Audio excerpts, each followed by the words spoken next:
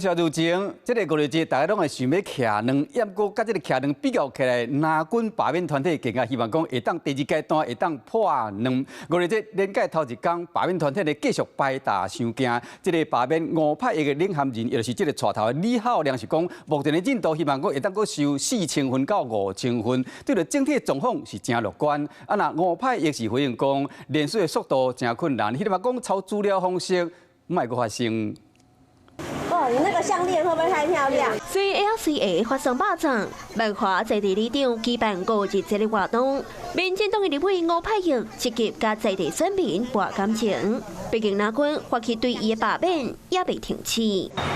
罢团专工伫万华清水祖师庙头前摆大伤惊，也毋过敢若还未到黄金时间，也无介济人来。偏偏伫6月7第二阶段到期的日子，敢若剩最后1礼拜的时间。是希望在这个周末到下个礼拜，我们是可以收到4、5千份。有一些里长或者是民意代表，他们手上有。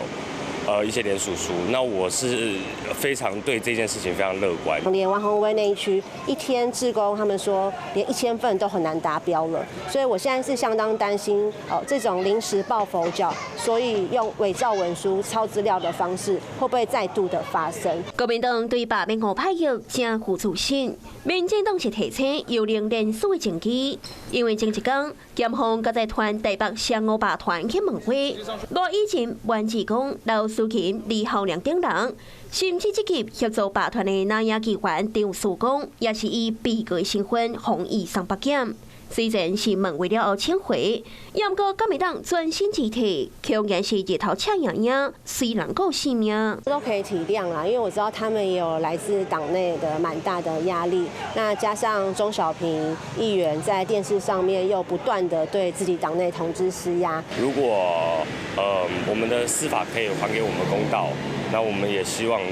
司法可以秉公处理。强调清表交予司法裁定，毕竟那个发生着幽灵连署，恐惊对南洋卫信力会造成真严重的打击。Hello， 我是林明瑞。想要抢先掌握最及时的新闻资讯吗？赶快订阅、按赞、开启小铃铛，锁定我们华视新闻的 YouTube 频道。